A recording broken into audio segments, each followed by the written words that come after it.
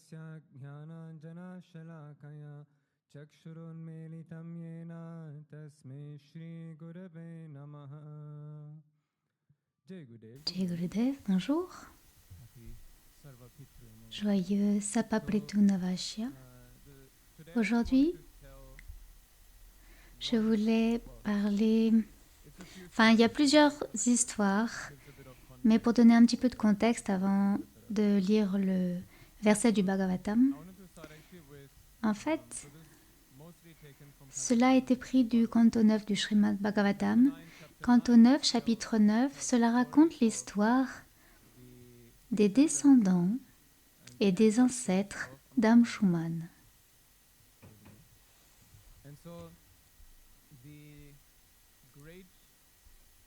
Et donc, l'arrière-arrière-arrière-grand-père d'Amshuman était le roi Sagara. Le roi Sagara était un roi de la dynastie Sola. Il était le fils de Bahuka et il a été nommé Sagara parce que ses co-épouses l'ont empoisonné, mais le bébé est mort né. Et donc il est né de la femme empoisonnée de Bahuka.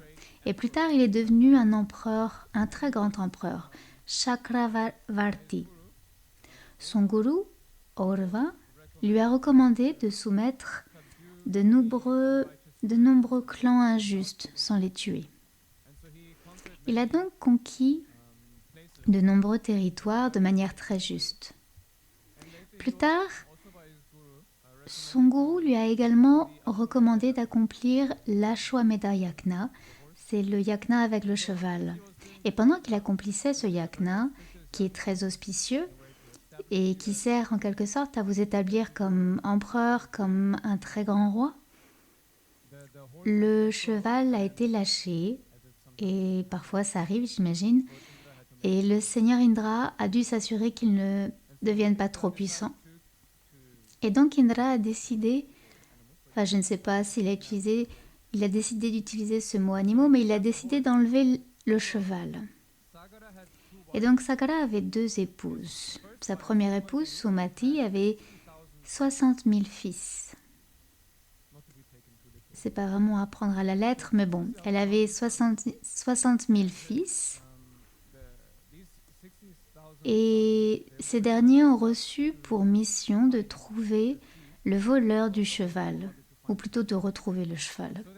Et donc ils sont partis à la recherche du cheval, et littéralement, ils ont commencé à creuser dans la terre. Et au final, tout en parcourant le monde à la recherche de ce cheval, ils ont trouvé le cheval à côté de Kapila Muni. Et ils ont donc conclu que Kapila Muni était le voleur. Et ils ont commencé à l'attaquer.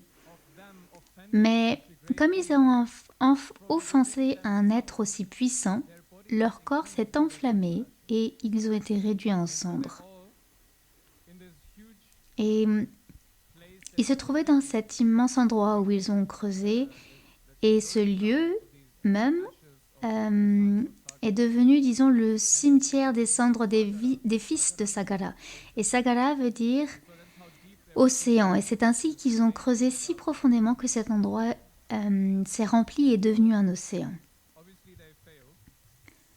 Et donc ils ont échoué, et la deuxième épouse de Sagara, appelée Keshini, appelée Asamyasa, et son fils s'appelait Amshuman. Et donc Amshuman, le premier fils, a échoué en quelque sorte à retrouver le cheval. Amshuman a également été chargé de retrouver le cheval. Et il l'a retrouvé non pas en attaquant Kapila Muni, mais en faisant les louanges de Kapila et en obtenant sa bénédiction. Kapila lui a donc donné sa bénédiction et il a ramené le cheval. Et donc, son grand-père, Sagara, a pu accomplir le sacrifice pour servir le yajna. Et Amshuman a pu recevoir donc le royaume de Sagara et est devenu lui-même un empereur, un roi. Donc il y a une chose qui continue cependant de le tourmenter, c'est la responsabilité de ses oncles, qui n'ont pas eu une fin de vie très belle. Et donc, il se demandait ce qu'il pouvait faire pour alléger leur karma. Comment puis-je les aider d'une certaine manière pour avoir une meilleure vie après la mort? Et donc à nouveau, il a prié et il a demandé à Kapila Muni de l'aider à résoudre ce problème. Kapila Muni lui a répondu qu'il n'y avait qu'un seul moyen de purifier les effets des actions que ses oncles avaient commis. Il s'agit de se faire purifier par Ganga. À ce stage, Ganga n'était pas encore sur terre. Ganga était encore dans les royaumes célestes. Et il essayait de trouver un moyen de faire descendre Ganga pour laver les cendres de ses ancêtres, et de les purifier. C'était quelque chose qui était presque impossible. Et donc il décide de pratiquer des sadhanas très intenses pour satisfaire Ganga. Et finalement, Ganga lui apparaît et elle est très... Non, pardon. En fait, Amshuman ne parvient pas à trouver un moyen de faire descendre Ganga. Et son fils, Dilipa, échoue également. Et le fils de Dilipa s'appelle Bhagirata. Bhagirat accomplit une sadhana intense et finit par recevoir la grâce du darshan de Mère Ganga.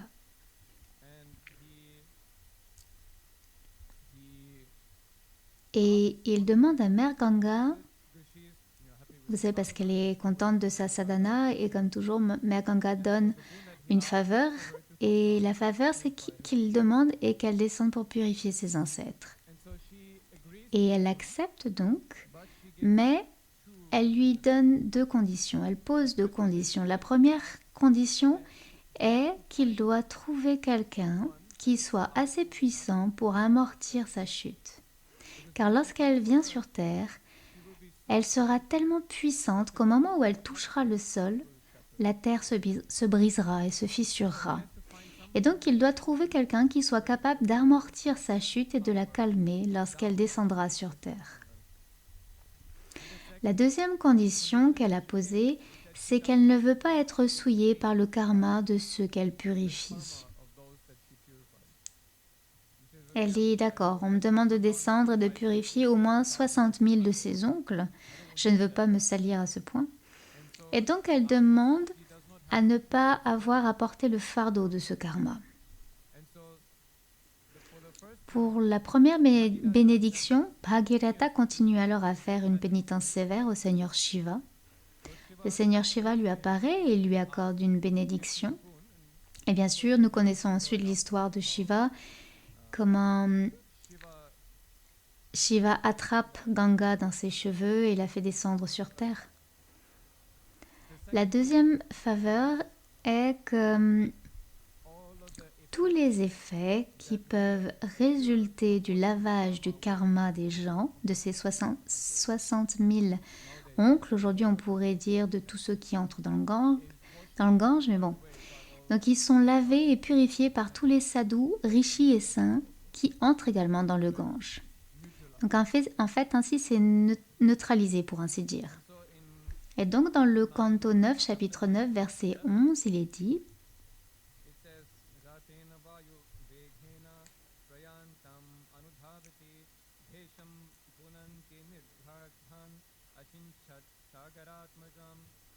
Bhagirata monta sur un char rapide et se rendit devant Mère Ganga, qui le suivit, purifiant de nombreux pays et lieux, jusqu'à ce qu'ils atteignent les cendres des ancêtres de Bhagirata, le fils de Sagara, qui furent ainsi aspergés de l'eau de Ganga.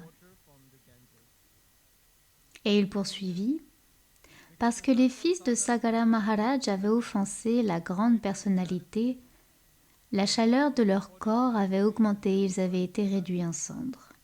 mais simplement en étant aspergés de l'eau du Gange, ils devinrent tous éligibles pour aller sur les planètes célestes.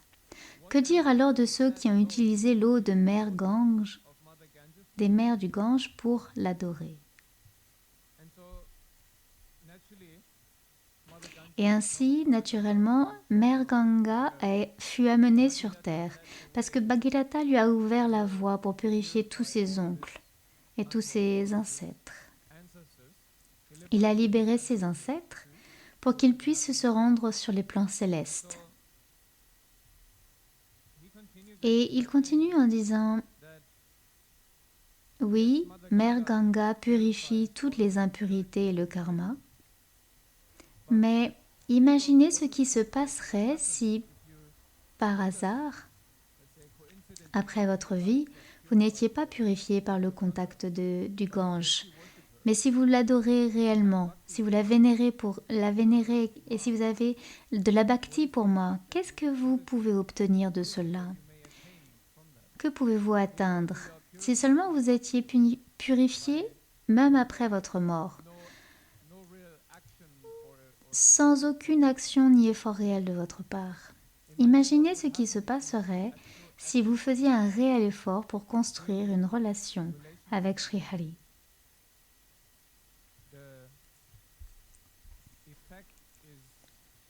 L'effet est en quelque sorte inimaginable. Qu'est-il réellement possible d'atteindre? Et donc, évidemment, aujourd'hui, nous célébrons Sarvapitra Vamashya, qui est l'accumulation du dernier jour, le plus important de cette période de Shraddha, au cours duquel nous rendons grâce à nos ancêtres pour leur être reconnaissants. Et donc, Sarvapitra Mavashya, cette période de Shraddha, est évidemment considérée comme liée à l'histoire de Karna.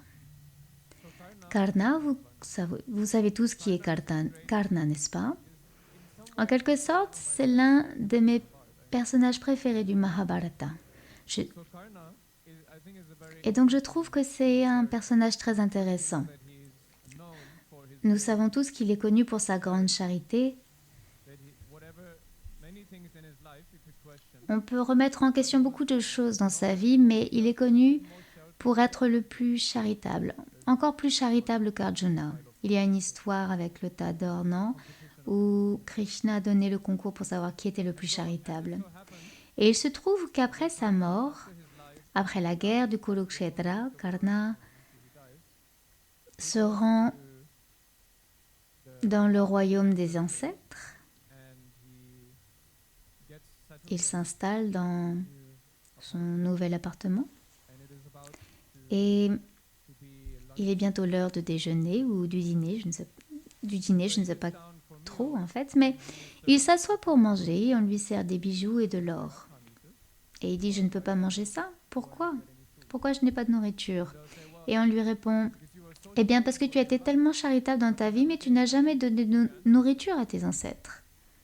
Donc tout ce que tu as donné dans ta vie, c'est ce que tu reçois après ta mort. Et donc, comme il était très charitable, il a reçu la grâce, la bénédiction de revenir pour corriger son erreur. Et c'est ainsi qu'il y a eu 15 jours pour vénérer ses ancêtres. On pense donc que c'est cette période qui correspond au Shraddha. Il est revenu, il a vénéré ses ancêtres, il leur a offert de la nourriture sous forme de riz et diverses autres offrandes. Et ensuite, quand il est retourné dans le royaume des ancêtres, on lui a également servi de la nourriture convenable. Et donc, il a pu se faire nourrir dans l'au-delà. Il n'avait donc pas besoin de mourir de faim. Et c'est la raison pour laquelle nous offrons le prasad, etc. Et bien sûr, il existe différents rituels que nous accomplissons lorsque nos aïeux, nos ancêtres décèdent. Vous les vénérez, vous accomplissez différents rituels, mais le Sarvapitra Mavashya est le seul jour de l'année où nous rendons régulièrement grâce. Et je pense que la gratitude est l'une des qualités la plus importantes à avoir. nous pouvons voir dans l'histoire de Karna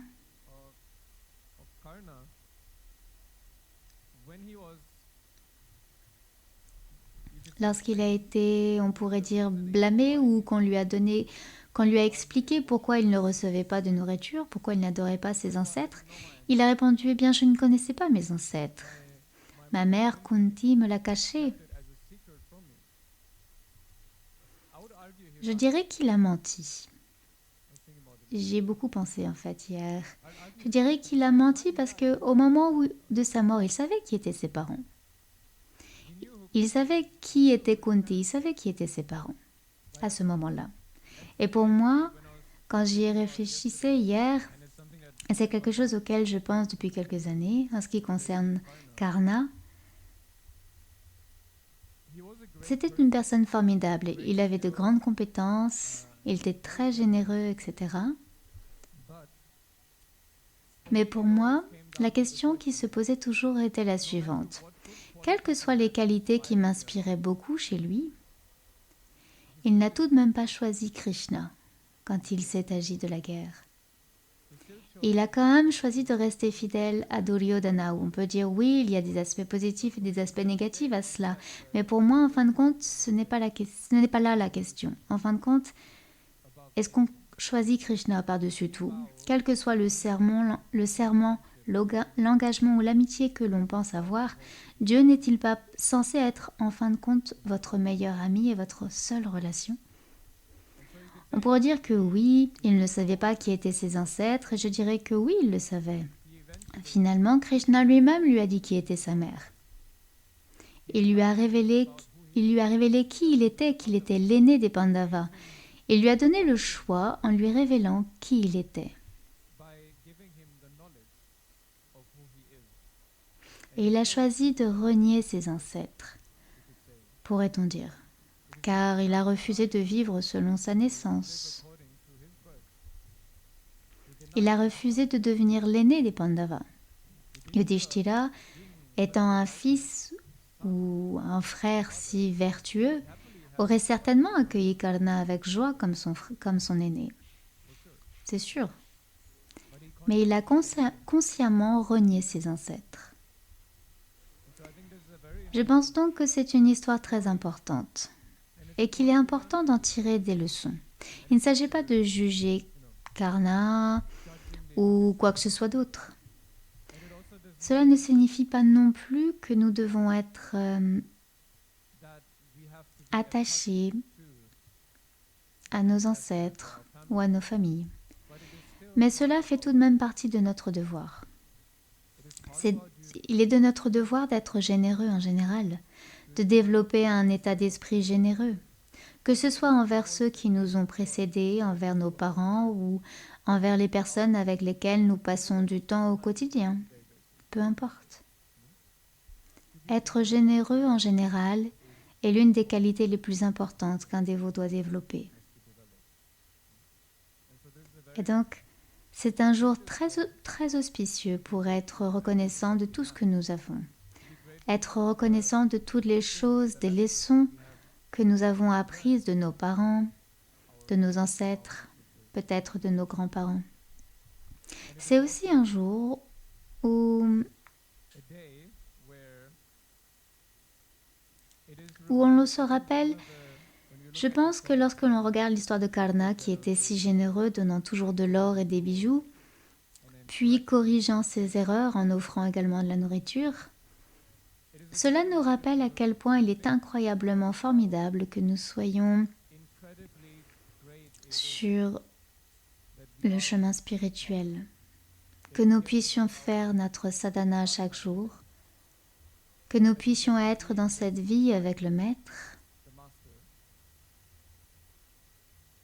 en faisant de notre mieux pour nous rapprocher davantage de Sri Hari. Car oui, nous disons que nous le faisons peut-être pour nous-mêmes, mais en réalité, tout ce que vous faites, tout kriya que vous pratiquez, toute sadhana que vous pratiquez, toute œuvre de charité que vous accomplissez, vos ancêtres en reçoivent également la bénédiction. Que cela soit dans votre esprit ou pas, Qu'il ait l'intention ou pas, ça n'a pas d'importance. Si vous atteignez Sri Hari, toute votre lignée sera libérée.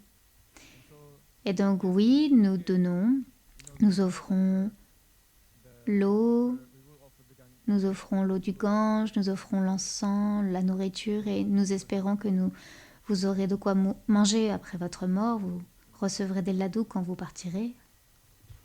Mais plus important encore, si vous atteignez Sri Hari, il vous donnera suffisamment de nourriture, ne vous inquiétez pas. Et si vous atteignez Sri Hari, il verra à ce que tous vos ancêtres soient libérés également. Jai Gurudev.